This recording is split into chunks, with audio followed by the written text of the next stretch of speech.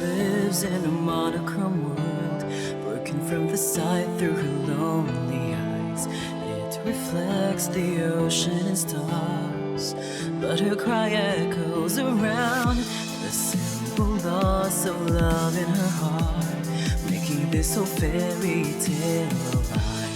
Mirth and sorrow's tender embrace. This was never meant to happen. The light of the day, the only reason you have to stay. Hear me sing my song and just keep holding on. Hi every boobs and welcome back to Cinderella Phenomenon. Just going on from the last episode. Same night, same day, same shit, different day. No. It's now 2:09 a.m. and I'm still not tired. And I still want my damn cupcake. And I still smell Italian food. Huh. Very strongly. Very strongly. It's weird. The next few weeks become a blur. I continue to help out in the tavern while sometimes accompanying Waltz for his shows. The mundane life of a princess. Though Waltz continues his lessons on goodness, still not a thing. I have yet to gain a single good deed. I'm slowly starting to lose hope. It's been months since I was cursed, and I still have yet to complete a single good deed. Today, I've been assigned to the task of serving marching customers. I also prefer my duties with Mr. Broom. At least I do not have to mingle with all these people. I've only just entered the tavern when I freeze at the sight of a familiar face. Oh, it's my dad! He's Guys, do you know what this means? He actually shows up in a route that's not his. I'm truly amazed. Fritz, what are you doing here, Bab? His posture is stiff, his arms are crossed, and he is obviously uncomfortable. You need a hug? What's he doing here? How'd he get in here? Probably the front door. I walk toward him, but do not get far before he is in front of me. Down on one knee. Don't do that. Get up, boy! Finally found you, Your Highness. I missed you so much, Fritz. Remember that one time when you died? Yeah, made me sad. How does he remember my name? How did he find me? Get the fuck up, Fritz. Princess, I have no idea what is happening, but the whole kingdom. Everyone has completely forgotten about you. They sure have. Let us go somewhere else to talk. I interrupt Fritz when I notice all of the stairs around in the room. Not so fast.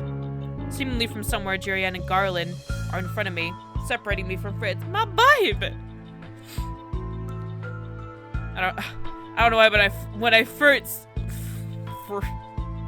I just pronounced first as Fritz. When I first read his name, it just looked like fruits. Lady Jurian, Sir Garland, I was told you left, Angie. What are you two doing here? Being awesome and being shipped together? That's what. I could ask you the same, Sir Fitzgerald? Or Fitzgerland? Sorry, still stuck on that name. What you doing here? Fritz is at a loss for words, as he stares at Jurian confused.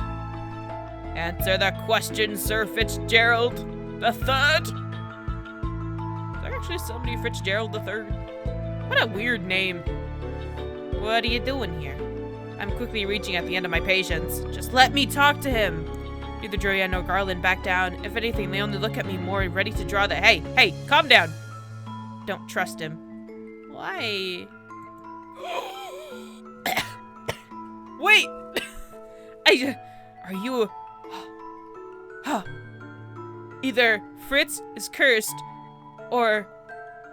I'm trying to think what he could possibly be cursed with, because he's obviously that other dude. What the fuck was his name? That other witch dude that randomly shows up. We don't know who the fuck he is, but he works for that other witch guy. He looks exactly like Fritz, but with black hair, with the mask. You know what I'm talking about. He's obviously that guy. So I'm trying to think what possible curse he could have.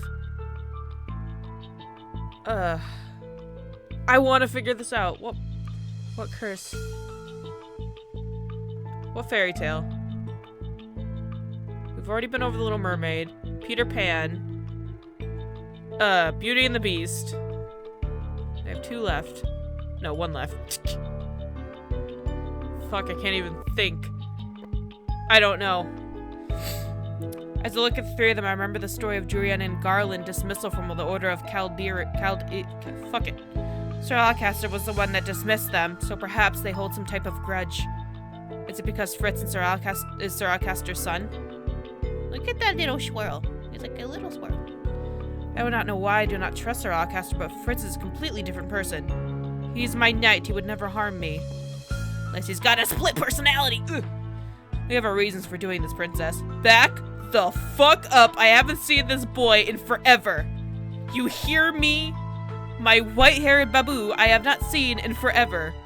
Get away. I sigh, rubbing at my forehead with my hand to try to dispel any impending headache. I swear you lot are like a bed of snakes. Stop hissing at each other. I want to hang that line on my wall. That was beautiful. Delora walks in from behind me, swatting at Joanne and Garland to move them. She smiles at Fritz before turning to beam that same smile at Joanne and Garland. I love Delora with all of my heart. She is so beautiful. If you are so concerned, then feel free to chaperone the princess with her knight. I'm sure the two of you can handle it if he tries to do something funny. Fritz's voice is quiet when he speaks. You know I would never hurt her. Oh, he's not whispering? Sorry. Fine. This is gonna be a full room. I glare at Joanne and Garland when they are in the reception room. Thankfully, they take the hint and retreat to the opposite wall, far enough to give Fritz and I some privacy. Fritz speaks as soon as I sink into the chair. I haven't seen you in 4 months! I haven't seen you in 4 roots! 3 roots! How many have I finished? 3! Sorry. I missed you. It's been that long already? Did you know how worried I was when I woke up one day and realized that Princess Emmy was in your place? To make things worse, no one remembered you. Not even the king. When I brought up Crown Princess Sexto, everybody raised an eyebrow. What? Everyone thought it was delusional. Where do I even begin? I decided to start with the fact that my curse and how I am meant to break it. So you have the Cinderella curse. That's the reason you remained in the Marchen? Indeed. Yeah. You need to complete 3 good deeds to break it? Yeah. And how many good deeds have you accomplished, if you don't mind me asking? I'm already at chapter 4. I frown as I shake my head. None. I do not think I'm capable of doing good. Too much of a bitch. Of course you are. I look up in surprise as Fritz and passion declaration. Let me start with this. I never knew, even when we first met, that I was not what you were expecting. I wouldn't be surprised to know that I even disappointed you. Fritz, baby, no! But you never said a word of complaint, even in the beginning when I made a lot of mistakes. Fritz! I have no memory of this, but I know you're pure and beautiful. We both know how clumsy I was in the beginning. There is kindness in you, princess. I know this for a fact. Even when I look away, I can still feel Fritz's eyes and smile directed at me. Anyway, so if everyone has forgotten who you are, how is it that I can still remember you? You tell me, Fritz. You tell me. There's only one reason that makes any sense, though it brings up more questions than answers. Those who have the fairy tale curse are not affected by the conditions of another person's curse. Gasp! Could he really be cursed and not know about it? Wait, are you saying that I'm cursed? I don't know, you tell me! Unless you are secretly a witch or a fairy, do you have wings back there? I don't know. I'm definitely a human. I can assure you of that. Are you, though? Fuck, what curse would have, like, a split personality? I'm mad.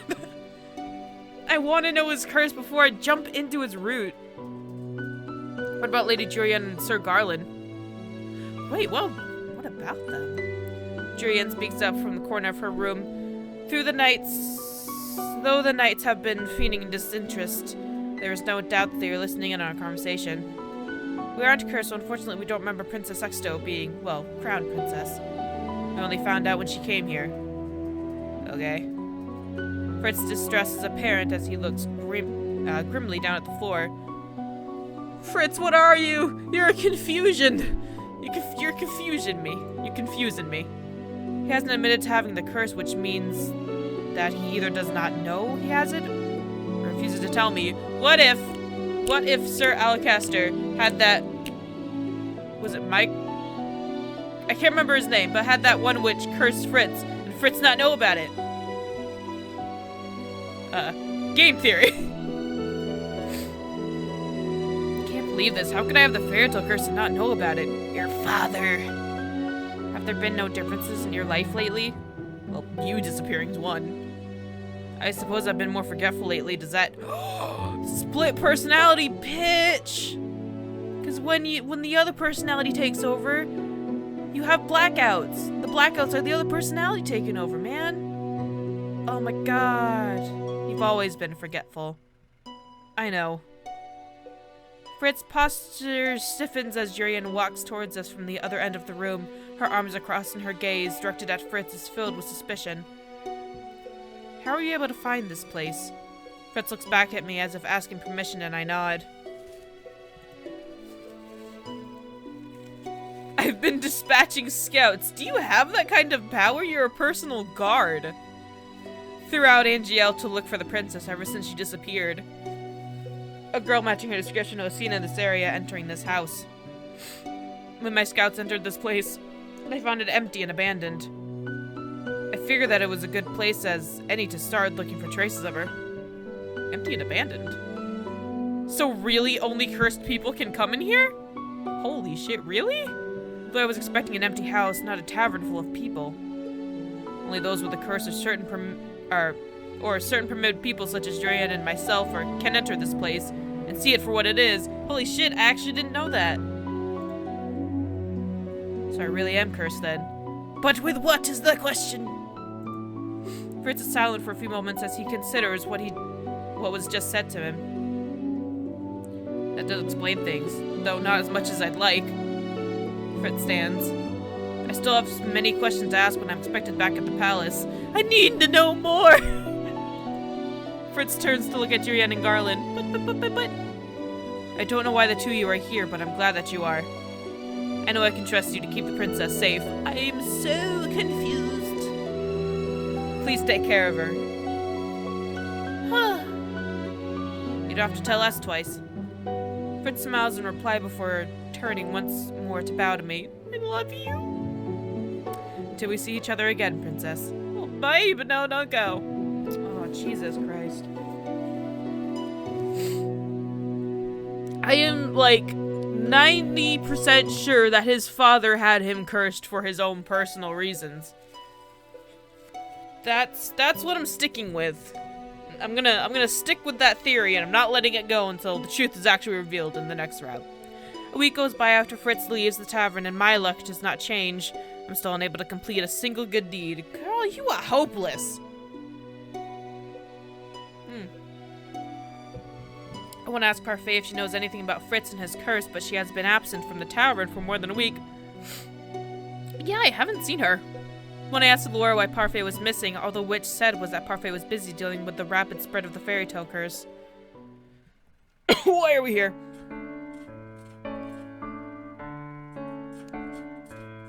Do you hear that? Demons? I don't know what that noise is, but I'm gonna choose to ignore it. Today I'm accompanying Waltz to the toy shop to buy materials for his upcoming show. But now I cannot find him. He was by these shelves earlier. It's one room. Where is he gone? I turn a corner and my gaze is caught once more by the dolls on display. One particular doll catches my eye and I cannot help but marvel at the beauty. You're creepy. If only I had enough money to buy you. Stealer. Nobody remembers you anyway. I notice a man standing just to the right in front of the teddy bear display shelf. Isn't that the father I saw with his daughter a few weeks ago? He's looking at the teddy bear that his daughter wanted, the one he did not have enough money to buy. I watch as he opens one of his clenched hands. There are some gold coins in his palm. I glimpsed at the price tag of the teddy bear earlier, and I am certain that that man does not have enough money to afford the one he is eyeing. Thought I'd have enough money saved by now. Now what do I get her for her birthday? Get her the bird. Get her the bird. Or the bunny in the no, whatever the fuck this thing is, it's adorable. The man heads for the next shelf over. He raises a hand to rub the back of his neck. That's a big-ass teddy bear, though. I walk over and pick up the teddy bear the man was just looking at. It is very soft and somehow comforting to hold. I can see why the girl liked this one. I begin to move toward the counter without realizing. I hold the teddy bear to me with one hand and reach for the bag of coins with my other. The king gave me this money all those months ago, but I never used it. If I buy this bear, I will be completely broke. Good deed coming your way if you only go through with it. Miss? Could you wrap this for me? Of course. You don't work here! Where's the blue-haired chick? After she had finished wrapping the bear, I turned to search for the father. It seems he's no longer in the shop. Has he left? Oh, that's a big toy you got there. It's my teddy bear. I'm gonna name him Bob. Waltz appears with a bright smile on his face. He leans forward to inspect the package I am holding. I need to find him. Who? I'm sure he hasn't gone too far yet. Goodbye! I'll see y'all later. Where is he? Princess, where are you going? There's no time to explain, I'm pretty sure. I like chapter 5. Cry. Oh, wait, can you actually see that? No, you can't. Chapter 5 just says cry. Boy, I'm gonna bawl in chapter 5. Explain. Here you go. There's someone I need to find. Did you happen to see the man eyeing the large teddy bear earlier? I think I caught a glimpse of him. Why? I need to find that man. I must give this to him. I'm about to run off into the crowd when I feel Waltz's hand on my sleeve. I turn to snap impatiently at him, but find my annoyance dying at the expression on his face. Look, I'm not entirely sure what's happening, but I'll help you. But you have to stay with me. We shouldn't be separated in this crowd. Fine. Waltz keeps his pace with me as I almost break into a run. It'd be difficult to find the man with all these people around. Just yell, "Who wants a teddy bear?" But we should at least try. Waltz and I search for hours, but we never find him. Fucking hell. I don't even know his name. We can try again tomorrow. It's going to be dark soon. But it's her birthday. Who? I ignore Waltz. In the brief second that I close my eyes, I can see the man's pained expression in my mind. I sit down on the bench and clutch the wrapped bear to my chest. I want to buy this bear for his daughter's birthday, because he loves her. A familiar ache flares in my chest. I've spent my whole life wanting the king to treat me the same way that man treats his daughter. Yo, Sexto. I promise we'll look again first thing in the morning. Waltz and I head back to the marchand, but the weight in my chest slows me down. It's not like you to be this sad for a stranger. Yeah, it's weird, isn't it? Oh. Sorry, I was playing with a ball under my desk with my foot, and it's disappeared from my life. You've changed. Yeah, I missed my ball. Have I? Welcome home, Papa. The girl's voice is familiar. How did this happen? I whirl on my heels and stare at the little girl in the doorway of one of the homes. I thought we were too late, but... Yo, I found them! Just run up to them with a giant-ass bear. Here, take this! The little girl runs from her home to wrap her arms around her father, who picks her up and pulls her into a tight hug. Sorry I'm late, sweetheart. It's that one girl. Hey, your big sister got you a teddy bear. But you're here now. Mom! He's here. We can start my birthday party now. The girl wiggles out of her father's embrace and runs back into the house excitedly. The man is carrying a small box in his hands wrapped neatly with a ribbon. He looks down at his gift and sighs. Before he can go inside the home, I walk toward him and tap him on the shoulder. Here, take this. Excuse me, I bought you a bear. You were in the toy shop earlier. Damn tootin' I was. I've been looking everywhere for you. For me? Yeah, Mr. No-Face. No wonder we couldn't find him. He looks first at me and then the package I carry in my arms. Can I help you with something, miss? Take the fucking bear! I heard that it was your daughter's birthday today. She's turning 7 today, but why? Here. Take it. It's very sparkly. This is for your daughter. This is the toy you wanted to buy for her. Take it. No, I can't possibly. Take the fucking bear before I smack you with it. Just take it. The man seems to be in too much shock to reach out for the teddy bear. He shakes his head in wonder. You don't even know who we are. Why would you do something like this? I've been asking myself that all day. You love your daughter very much, don't you? She is my life, and she and my wife. That rhymed. But I cannot pay you for this. Papa, why are you taking so long? Take the bear so she doesn't know it's me. The girl suddenly at the door again, her wide eyes staring right at me. Who are you? I'm your big sister, bitch! Damn generic characters. Ugh, makes me mad. The little girl clings to her father's legs. She looks curious but not afraid. I do not know what to say. This pretty lady here is your fairy godmother, little one. Don't even start. I turn to glare at Waltz. Bruh. What is he playing at? Fairy godmother like the one in Cinderella? Lol. Yep. That's nice. As she waltz another glare. Another warning to look. Another warning look, but he's only grins at me. Uh-huh. He's coming to fulfill your birthday wish. Isn't that right, my lady? I'm gonna kill you. Play along, of course. That's what I thought it was. It's her birthday. I might as well play along. Yeah, I am. Really? Waltz nudges me toward the little girl. I glare at him before I kneel down and hold the wrapped teddy bear out to her. What does Waltz usually say to children when he gives them gifts? Oh, you have been a very good girl. This isn't weird at all. This is for you. The girl reaches out and takes the bear. Her eyes light up as she stares at it. Is this a teddy bear? I nod and the little girl squeals, twirling around with the wrapped teddy bear tight in her arms. Try unwrapping it. It's even softer when it's not in a giant package. And suddenly she puts the bear down and throws her arm around my neck. Thank you for granting my wish, Miss Fairy Godmother. Oh, dear God. I'm too shocked to react. Yo, Mom! I got a bear. I can only stare at the little girl as the little girl runs back into her house with the gift. Thank you. You're welcome.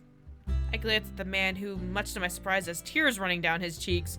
He's still somehow smiling through them. Dude, you don't even have eyes. I'll never forget your kindness. He bows. He dips into a short bow, then disappears into his home. Flash of light. We did it! This is a piece of a glass slipper. Your first good deed. I stare in disbelief at the hovering piece in my hand. The moment it is there, the next it has been swallowed by a bright light and is joined with my pendant. Can't believe it. Hey, Waltz, look, flick it! But Waltz is not looking at my new pendant. He's looking at my face, his gaze enraptured. What are you looking at? You just smiled. I did not. Fuck off.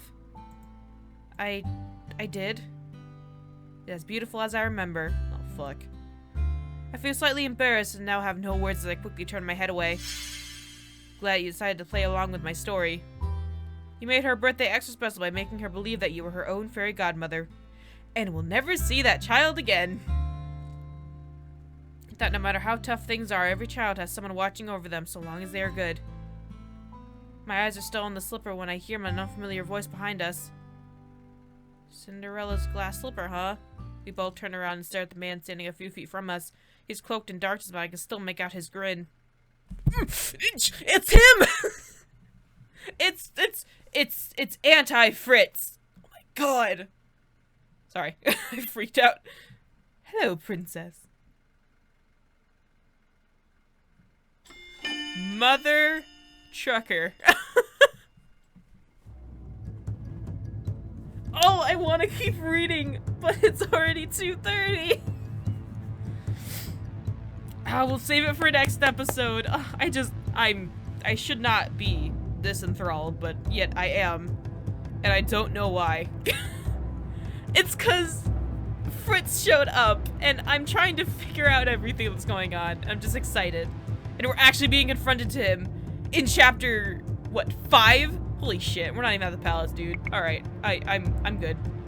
I'm gonna end this episode before I have a total freak out and have to end up in a mental hospital. So, I'll see you guys next time. Goodbye.